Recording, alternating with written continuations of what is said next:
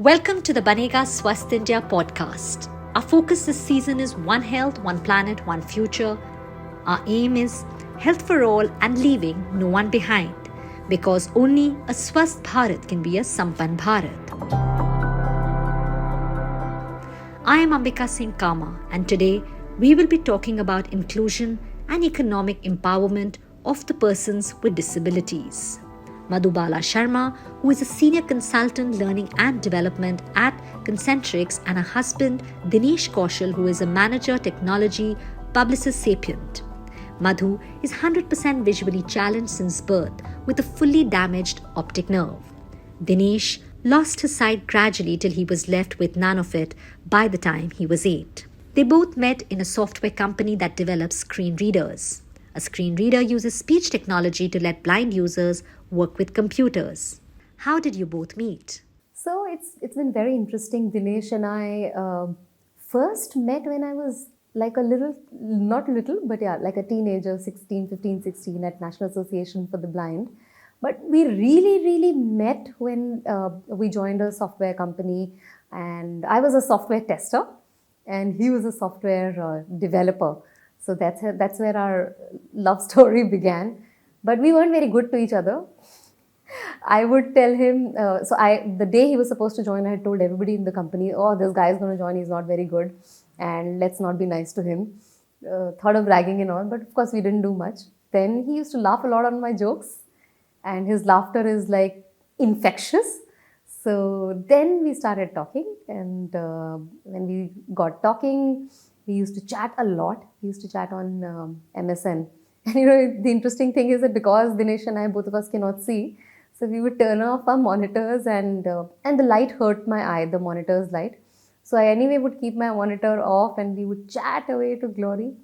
So it was very interesting then how he proposed to me also, in the sense that he asked me, he continued asking me about a girl. He said, I have a girlfriend, I have somebody in mind and I really like her. I don't know how to propose to her. He took all the ideas from me. And one fine day he told me that, that girl is you. So that's how it got started. And I took a day, and then he asked me again. I said, itna bhi bura nahi hai, chalega. Not bad.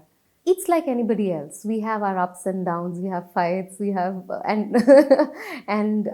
we have our fights are mainly because of parenting, and parents would understand that that's not easy. So I think what got us the independence and the wings to fly truly is that education, the investment that our parents did in us, the education system that has been evolving, and we were treated like any other regular child. There was no differentiation that, hey, you can't see, then you'll be treated in a different way. And we got a lot of enablement. Of course, there were challenges. Whose life does not have challenges? But with that, when we grew up, we continued to educate ourselves. Job opportunities opened up. Dinesh and I, both of us, became contributing members to the society. We are taxpayers, happy taxpayers. And that actually also helped us get resources to raise our son. Most importantly, I think our perspective is that we want to give ourselves and our son the life that has a lot of independence and that does not have that poor thing feeling in it. Neither am I a poor thing, nor Dinesh a poor thing, and nor our son a poor thing, because he's being raised by disabled parents and he has to do a lot of things for us. A lot of times people come and say that they call Namish and our son, and they say, take care of your mama, papa. You really need to grow up and take care of them. They are your parents. And the only mindset that we've attempted to inculcate is that you take care of yourself, live life, enjoy yourself, just like any other child. We don't want to take his childhood away from him. So we let him be, we let him enjoy. And we manage a lot of things independently. We watch movies, we go shopping like anybody else. We go to restaurants for fine dining, for for trips, domestic and abroad. And we do adventure sports together like anybody else we live. How important is inclusion for the growth of the individuals and the society as a whole? I think inclusiveness is the way, and somewhere the good thing is that in culturally we are diverse and very rich, and if we bring in this inclusion aspect, I think we can do much better as a society as well, because ultimately these are the uniquenesses of the individual. Disability is one part of it. The disability is not me. There's a lot more to it. I can talk for myself. I can groom so many other people. I can invest in people. And that contribution, if the society is able to embrace and put my disability behind and embrace that difference, that uniqueness, then imagine how brilliantly we all can live together, and how much more we can progress together. Dinesh, please tell us what helped you cope with the fact that you were losing your vision. So when I was around 7 year old, I sort of had a clue that something is wrong, in the sense that first of all, I was studying in a school, and that school moved to basement. And when they moved to basement, I could not see the blackboard. And then teachers told my parents that he won't be able to study anymore, so maybe you might have to take him out of school.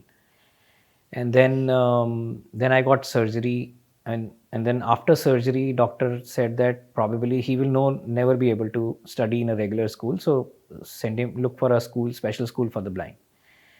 So I went there and kind of learned how to live life as a person with blindness, and gradually kind of started accepting it.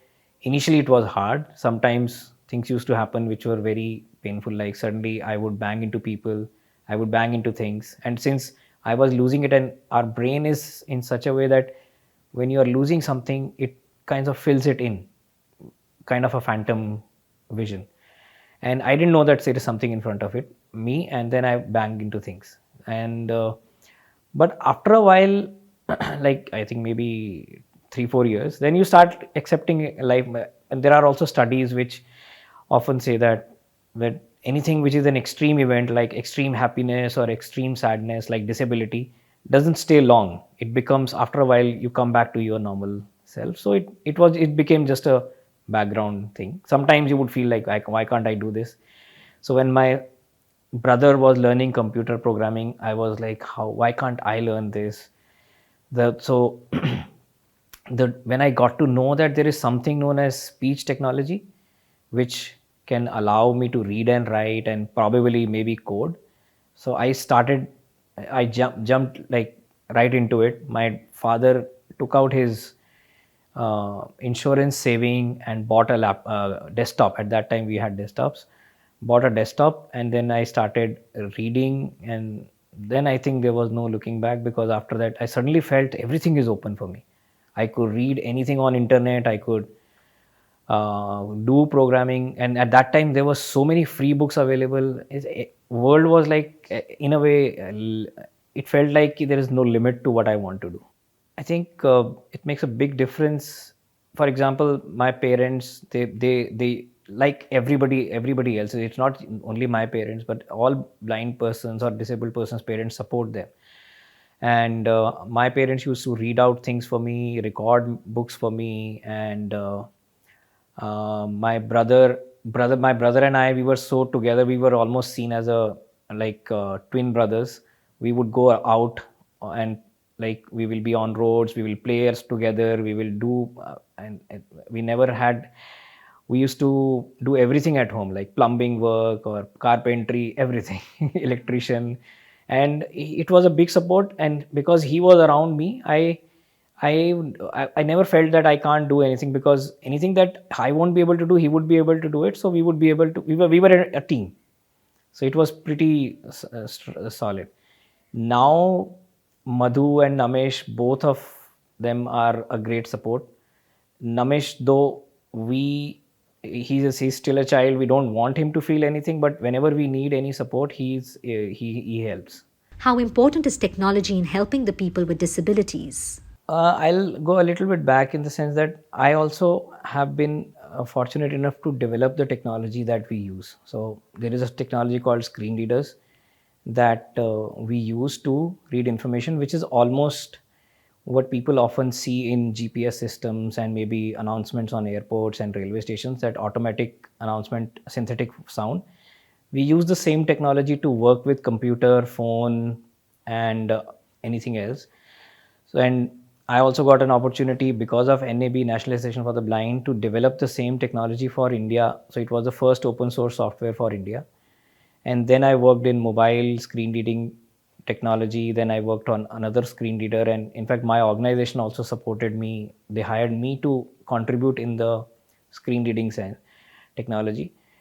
What my main thing is that because we have the lived experience of disability, we know what we want, and persons with disabilities themselves should be involved in any development that is happening for technology development, because someone else might just think what is good for us may not turn out to. One example, which is very old example, somebody once developed a technology like it will read every character, so A B, or suppose A B O U T. So they thought it's like groundbreaking technology, but it didn't help us to read because it was just a smart typewriter.